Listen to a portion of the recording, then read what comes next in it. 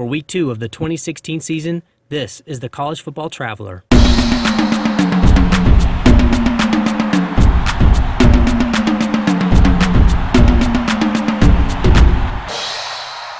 Welcome back to the College Football Traveler, the show where we talk about everything college football. I'm your host, RJ. Let's get to it. The final score. All right, in the final score, we go over last week's top 25 scores, as well as discuss the must-see majors and see how well I did on my quick picks last week. Starting things off last Thursday, number 9 Tennessee hosted Appalachian State and nearly pulled a Michigan. Tennessee ended up winning that game 20-13 in overtime. If you didn't watch it live, I highly recommend looking for a replay. Also on Thursday, number 19 Louisville took on the Charlotte 49ers, winning easily 70-14. On Friday, number 8 Stanford played Kansas State, winning 26-13. Baylor hosted Northwestern State, putting up 55-7. And in East Lansing, number 12 Michigan State hosted FCS Furman. Michigan State won that game 28-13, but the Paladins did much better than the score reflects. Another game I would recommend taking a look at. On Saturday, number 1 Alabama demolished number 20 USC in the Cowboys Classic.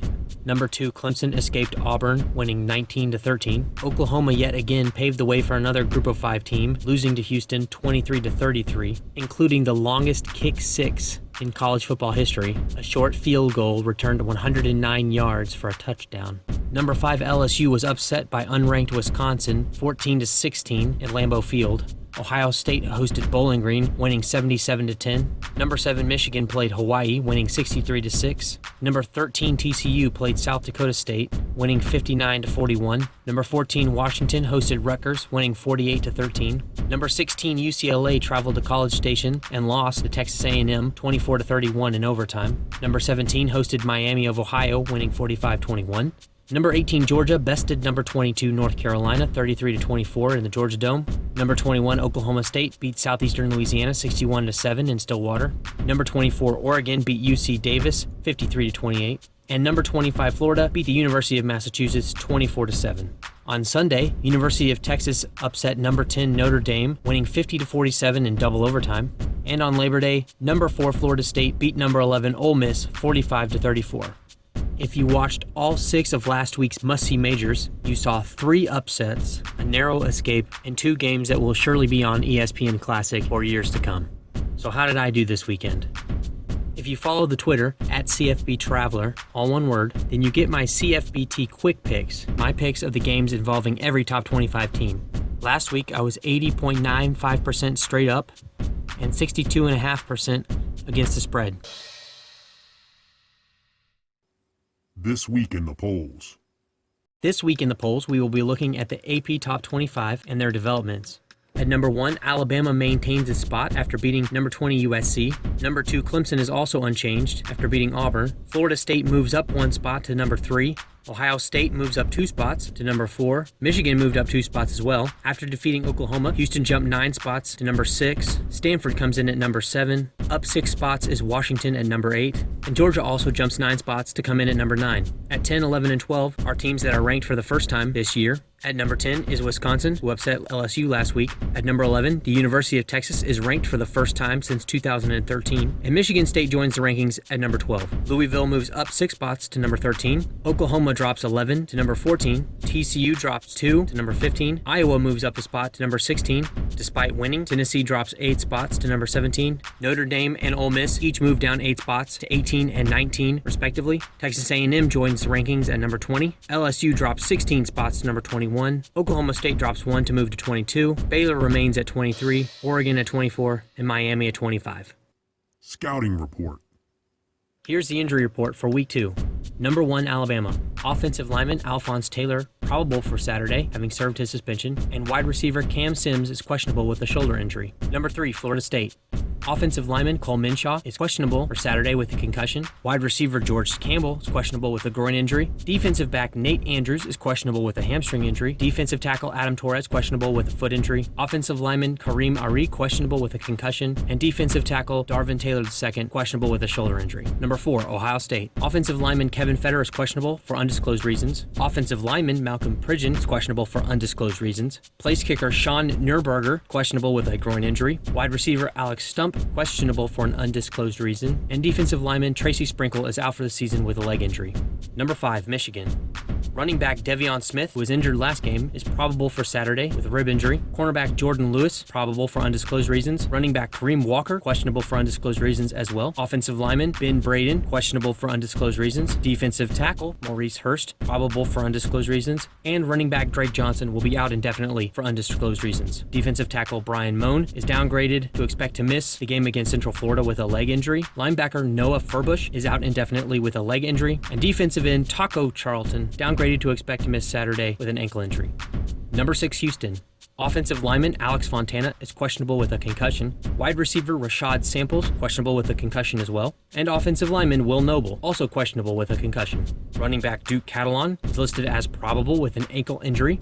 And quarterback Grade Ward Jr., who is listed as being injured last game, is questionable against Lamar. Ward had been held out of practice on Sunday for an MRI on his throwing shoulder.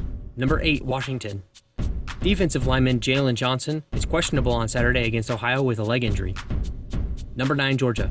Offensive guard Isaiah Wynn, probable against Nicholls State with a shoulder injury. And running back Sony Michel is listed as doubtful, still suffering from a forearm injury. Number 10, Wisconsin. Linebacker Chris Orr is out for the season with a leg injury. Offensive lineman Micah Kapoy is questionable with a leg injury. Offensive lineman Logan Schmidt, questionable with a head injury. And linebacker TJ Edwards, also questionable on Saturday with a foot injury. Number 11, Texas. Safety Dylan Haynes is listed as questionable with a head injury. Running back Kirk Johnson is listed questionable with a knee injury. Number 13, Louisville. Wide receiver Jaquay Savage is listed as questionable with a shoulder injury for the game against Syracuse on Saturday. Number 14, Oklahoma. Safety Stephen Parker is listed as probable for undisclosed reasons in Saturday's game against Louisiana Monroe. And running back Samaje Perine is listed as probable with a shoulder injury. Number 17, Tennessee. Wide receiver Jason Kroom is listed as questionable against Virginia Tech for undisclosed reasons. Quarterback Josh Dobbs is listed as probable for undisclosed reasons. Number 18, Notre Dame. Wide receiver Torrey Hunter is listed as questionable with a concussion, and safety Avery Sebastian also questionable with a head injury. Number 19, Ole Miss. Cornerback Kendarius Webster is out for the season with a knee injury. Running back Eric Swinney also out for the season with a knee injury. Offensive lineman Jeremy Liggins is listed as questionable for Saturday with a suspension. And wide receiver Markel Pack also listed as questionable with a thumb injury. Number 20, Texas A&M. Wide receiver Speedy Noyle is upgraded to probable for Saturday's game against Prairie View. Number 21, LSU. Running back Leonard Fournette is upgraded to probable for Saturday's game against Jacksonville State with an ankle injury. Offensive guard Josh Butt will miss Saturday's game for suspension. Wide receiver D. Anderson, questionable for suspension. Defensive tackle Frank Herron, also questionable for a suspension. Number 22, Oklahoma State. Wide receiver Chris Lacey is listed as probable with a knee injury. And defensive end Jordan Brailford listed as probable as well with a leg injury. Number 23, Baylor. Defensive back Travon Blanchard is downgraded to expect to miss Saturday against SMU with a knee injury. Number 24, Oregon. Bad news for the Ducks offensive front. Offensive lineman Cameron Hunt is listed as questionable with a leg injury. Offensive lineman Tyrell Cosby listed as questionable with a foot injury. And offensive lineman Zach Okun questionable with a concussion. Number 25, Miami. Linebacker Jamie Gordonier out for the season with a knee injury. Linebacker Darian Owens is upgraded to probable with a knee injury.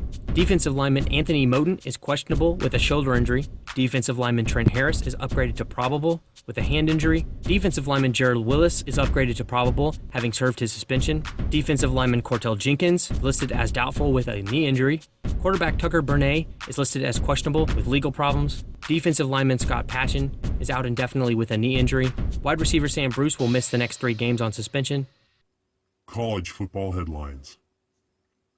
One day after losing 45-10 to Boise State, University of Louisiana Lafayette coach Mark Hudspeth has fired defensive coordinator Melvin Smith. News out of Tuscaloosa, former USC head coach Steve Sarkisian will join the University of Alabama as an offensive analyst. Sarkisian had been fired by the Trojans for issues relating to alcohol.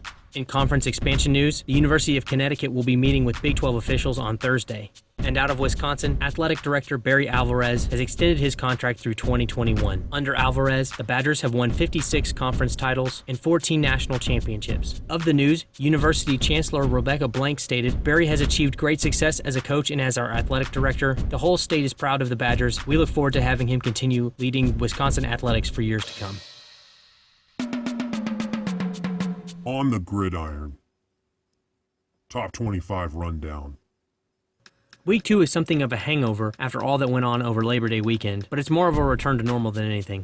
On Friday, number 13 Louisville plays Syracuse at 7 p.m. On Saturday at 11, number 22 Oklahoma State hosts Central Michigan. University of Central Florida heads to the Big House to play number 5 Michigan. Number 6 Houston hosts Lamar. Nichols heads between the hedges to face number 9 Georgia. Number 20 Texas A&M brings Prairie View A&M to College Station. Number 3 Florida State hosts Charleston Southern at 11:30, and number 2 Clemson plays Troy at 11:30 as well. At 2:30, number 4 Ohio State hosts the University of Tulsa. Number 10 Wisconsin welcomes the Akron Zips to Madison. Number 18 Notre Dame hosts Nevada. Number 1 Alabama plays Western Kentucky in Bryant-Denny. And number 23 Baylor hosts Southern Methodist University. At 3 o'clock, it's number 19 Ole Miss hosting Wofford. At 4, number 8 Washington hosts Idaho. And number 25 Miami hosts Florida Atlantic at 5 o'clock. At 6, number 14 Oklahoma plays the University of Louisiana Monroe. Number 11 Texas hosts the University of Texas El Paso. Number 15 TCU plays Arkansas in Fort Worth. Number 16 Iowa hosts Iowa State. And number 21 LSU plays Jacksonville State in Baton Rouge. At 7 o'clock, it's the battle at Bristol between number 17 Tennessee and Virginia Tech. And at 9:30, number 24 hosts the University of Virginia in Eugene. Big game talk. Even though it's something of a down week in college football, I still have 4 games in my big game matchups. Headlining the matchups, Virginia Tech at Tennessee for sheer novelty factor.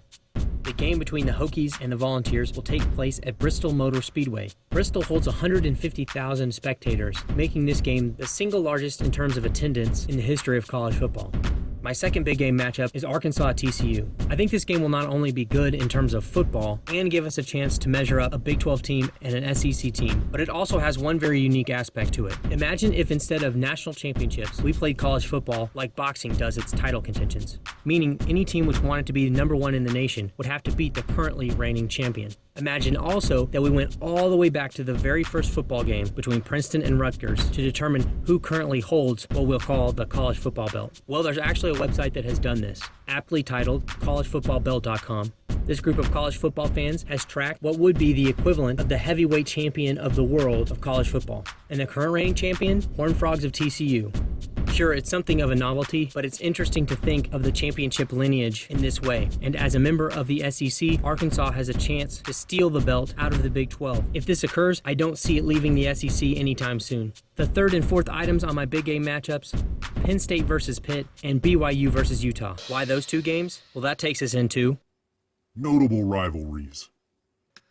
This week's notable rivalries include 2 good games, and what I found after some research is one great rivalry. First up is Penn State versus Pitt. The first game between these two was held in 1893, but the series ended in 2000 after a conflict over scheduling. Penn State currently leads the series with 50 wins, 42 losses, and 4 ties.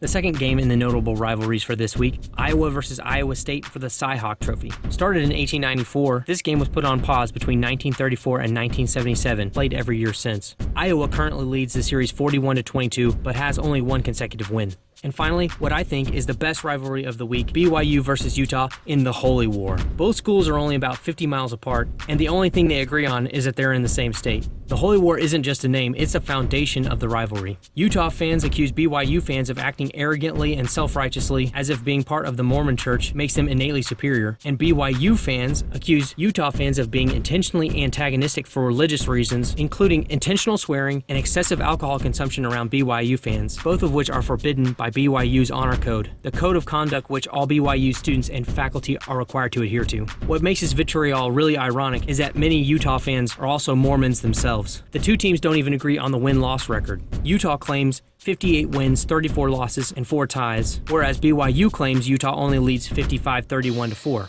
I've been around a lot of college rivalries, and after some research, I'm finding the Holy War better than expected. Must-see majors. For this week's must-see majors, at 11 o'clock, I'm going with Penn State at Pitt. At 2:30, Kentucky and Florida. At 7 o'clock, Old Southwestern Conference teams Arkansas and TCU match up in interconference play.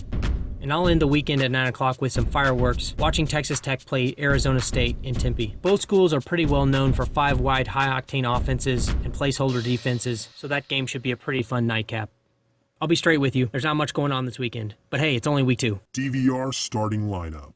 This week's DVR starting lineup is nowhere near as intense as last week, but I still think there's some good football games out there. First on deck, I want to make sure to watch this game sometime because I think it'll help size up any developments that occur in the SEC East. At 2 and 3, University of Louisiana Monroe at Oklahoma and Tulsa at Ohio State. Next week, Oklahoma and Ohio State face each other in Norman, and I want to see how the two teams fare after what happened during opening weekend. For the Sooners, I want to see how the offense adjusts to running back Samaje Perine's injury, as well as see if any development has occurred in the defensive secondary. For the Buckeyes, I want to see how they do against something of a better team than Bowling Green. A game that ended 77-10 doesn't really tell you much about how Ohio State will fare against decent teams, and I see this week's matchup against Tulsa as being a step up from last week's game against Bowling Green. Well, that's the show for Week 2. I know not a lot to talk about. Week 2 is kind of a down week. Normally, the early season doesn't have a lot to offer, but it's a chance to gear up for the rest of the year. I know a lot of people choose these weekends to hold events outside of football, like weddings, as the matchups aren't that great. I'm still going to skip them and go to the game, but I at least understand where they're coming from. You can follow the show on Facebook at the College Football Traveler page, on Instagram at CFB Traveler, and on Twitter where you can get the College Football Traveler quick picks at CFB Traveler, all one word. I'm RJ. I'll see you out there.